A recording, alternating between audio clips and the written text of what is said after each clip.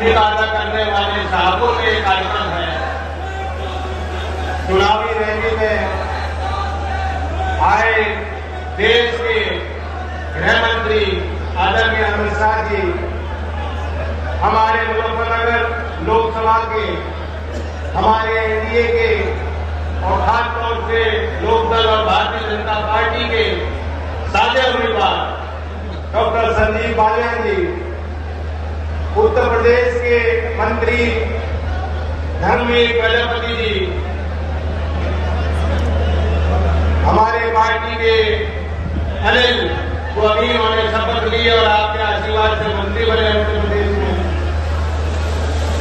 दयाशंकर जी, उपस्थित तमाम हमारे विधायक, वरिष्ठ पदाधिकारीगण, नेता, कार्यकर्ता, अभी हमारे भारतीय जनता पार्टी के अध्यक्ष जो कुशल संचालन इस बैठक का कर रहे हैं, जब उन्होंने मुझे निमंत्रण देना था तो उनके मुंह से निकल गया चौधरी अजीत सिंह। ये भी मेरे लिए बहुत बड़ा आशीर्वाद है। शाहपुर के लोग जानते हैं कि पिछली बार के चुनाव के बाद वो दोबारा शाहपुर आए थे, याद है कि नहीं यार? जब चौधरी अजीत सिंह जी शाहपुर आए, बहुत भावुक पल थे लोगों के लिए और शाहपुर के लोगों को शायद उस समय मालूम नहीं था कि चौधरी अजीत सिंह जी का आखिरी पड़ाव क्या शाहपुर में उनका है, आखिरी मौका अवसर लोगों के लिए था उनको देखने का और सुनने का। उन पलों को आप सजो के रखना।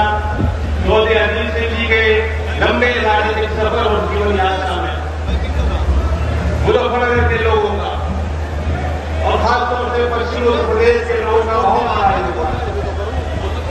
और मैं जानता हूं आज चौधरी अजीत सिंह जी की आत्मा बहुत खुश होगी। वो ये दिन देखना चाहते हैं, वो देश की तस्वीर देखना चाहते हैं। वे चाहते थे कि देश में जो कर्मठ और ईमानदार और मेहनतकश लोग हैं, उनके उत्थान के लिए काम करने वाले सबसे बड़े नेता रहे चौधरी चरण सिंह जी का सम्मान होना चाहिए। और मैं जानता हूं कि यहां जितने लोग बैठे हैं, आपकी मुस्कुराहट नहीं टूट रही उस दिन से जब भव्य कार्यक्रम में महामहिम राष्ट्रपति जी ने मेरे हाथों में आपका भारत रत्न दिया। ये भारत रत्न आपका है। मुजफ्फरनगर का हर एक व्यक्ति नकल होना चाहिए। भारत के किसानों का और कमेरों का सम्मान रखने वाली भारत सरकार के लोग आज आपके बीच आए, उम्मीद के साथ आए हैं कि दोबारा तीसरी बार बड़ा मैंडेट, बड़ा विश्वास मुजफ्फरनगर के लोग चुनाव में वोट करके देंगे। 19 तारीख पहले चरण में यहां चुनाव है, कहीं कोई कसर मत छोड़ना साथियों। पहले तो थोड़ी बहुत कसर थी, अब जब लोकदल और भारतीय जनता पार्टी एक हो गए और एनडीए में हम शामिल हो गए, संजीव जी इस बात को भली बात जानते हैं।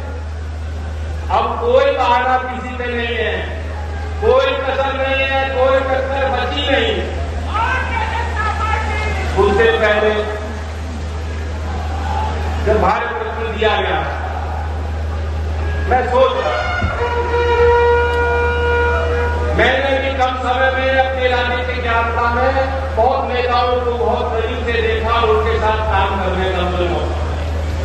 आज देश के मानचित्र में जितने बड़े बड़े नेता हैं, उन्होंने भी कभी न कभी चौधरी चरण सिंह जी के आशीर्वाद के साथ वो जनता के बीच गए और जनता ने उन्हें अवसर और मौके दिए। इसलिए आज जिस मुकाम में वो लोग खड़े हैं, वे लोग भी चौधरी चरण सिंह जी का सम्मान करते। लेकिन एक मौका मिल गया, दूध का दूध और पानी का पानी हो गया। हमें देखने का और परखने का मौका मिल गया कि जो कल परसों तक जब लोकदल का साथ राजनीतिक तौर से जिन पार्टियों और नेताओं के साथ था वोट लेने के लिए, वे लोग चौधरी चरण सिंह जी का नाम मंचों से लेते।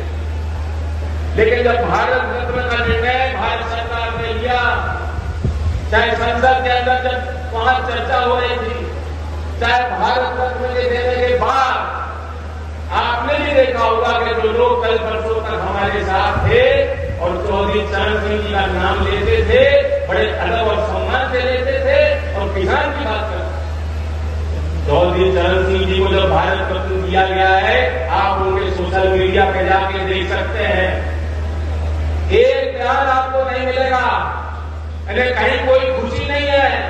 उन्हें समझ नहीं आ रहा कि हम क्या करें और क्या बोलें और कैसे कैसे हम अपने रुला पड़े। स्वागत भी नहीं कर पाए, खुशी जाहिर नहीं कर पाए कि चौधरी चरण सिंह को भारत रत्न मिला। और मैंने कल परसों की बात है, जो उत्तर प्रदेश के मुख्यमंत्री रहे, उनका भी एक बयान मैंने देखा। अब तक मैं उनके लिए कुछ बोला नहीं हूं, मैं उनके लिए कोई व्यक्तिगत बात बोलूंगा भी नहीं। वो भले गाली गलौज करना चाहे तो मुझे 4 गाली फालतू देना चाहे तो दे, मुझे कोई फर्क नहीं पड़ता। तो मैं आपके साथ लेकिन एक बात बता देना चाहता हूं, मुझे के लोगों से मेरी खास अपील है, मेरा इतना अधिकार आप पे बनता है कि नहीं बनता। मैं खास निवेदन करने आया हूं, हम लोगों की प्रतिष्ठा दांव पे लगी है, इन्हें बता देना, ऐसा वोट देना और इस तरीके से जिता कर उनको दिल्ली भेजना संजीव जी को कि वो लोग जान जाए मैं ऐसा नहीं हूं। इसे पलटना नहीं करते, इसे पलटनी मारना कहते हैं, पलटनी नहीं है। मन विद्या वो थोड़ी बहुत जानते हैं, थोड़ी बहुत मैं भी जानता हूं। मुझे बड़ी खुशी हुई, साहब को यहाँ आकर मैंने पूछा, किसी कॉलेज के प्रबंधक से मेरी बातचीत हुई, यही ग्राउंड में 40 लाख रुपए कुश्ती हॉल के निर्माण के लिए मैंने अपनी निधि से लगाए, उसका निर्माण तक हुआ। और यहाँ के प्रबंधक मुझे बता रहे थे कितना टैलेंट है यहाँ बच्चों में।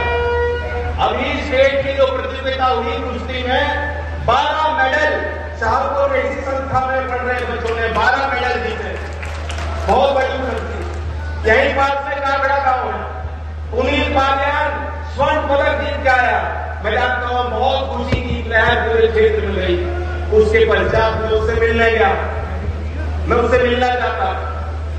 बहुत ही छोटे मध्यम वर्ग और गरीब परिवार उनका है, किसानी करते हैं और देश के लिए इतना बड़ा गौरव उन्होंने हासिल। उस समय पुनीत ने मुझे कहा कि हमारे गांव में वो व्यवस्था नहीं बन पाएगी, अगर आप खेल का कोई संसाधन लेना चाहते हो तो शाहपुर में ले लेना, शाहपुर में वो निर्माण होना चाहिए। तो इसका श्रेय जो शाहपुर में मेरी निधि लग रही है, मैं बता देना चाहता हूँ सार्वजनिक तौर पर, पूरा का पूरा श्रेय पुनीत बालियान को उनके परिवार को जाता है। मैं धन्यवाद उनको देता हूँ, क्योंकि गृह मंत्री जी यहाँ बैठे हैं, देश के बड़े नेता हैं और बड़ी जिम्मेदारी इनके कंधों पर। मैं कुछ बात अपने मुद्दों की, किसानों की करना चाहूँ।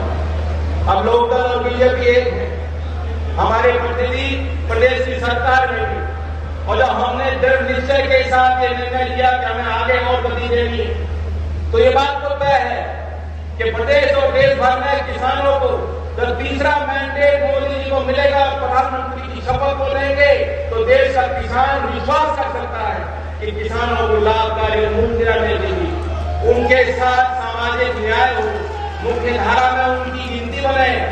तमाम प्रयास, जो कोई कसर रह गई होगी, तमाम प्रयास मिलकर हम लोग करेंगे। आप विश्वास कीजिए, मुजफ्फरनगर के गन्ने की फसल दुनिया में चर्चे, गुड़ का बहुत बड़ा व्यापार। प्रदेश सरकार की 1 डिस्ट्रिक्ट 1 प्रोडक्ट योजना में भी यहाँ गुड़ का ही चयन हुआ है मुजफ्फरनगर की। तो गुड़ की मिठास, गन्ने की मिठास भी बढ़ाई जा, किसानों को भी उसको बेहतर लाभ मिल सके, इसके लिए भी हम लोग फैसले लेंगे। समझदार के लिए इशारा ही बहुत होता है, बाकी आचार संहिता है, हम सबके लिए नियम बने हैं, लेकिन जो खेती किसानी करते हैं उन्हें मालूम होना चाहिए कि वो सरकार जो चौधरी चरण सिंह जी को सम्मान दे सकती है।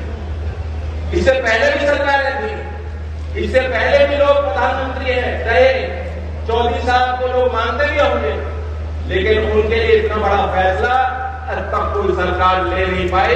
नरेंद्र मोदी जी के प्रधानमंत्री पद को संभालते हुए ये ऐतिहासिक फैसला भारत सरकार ने लिया है और ये साफ साफ दिखाता है कि भारत सरकार की प्राथमिकता किसान और किसानों के लिए है और हमारी जवाबदेही आपके लिए।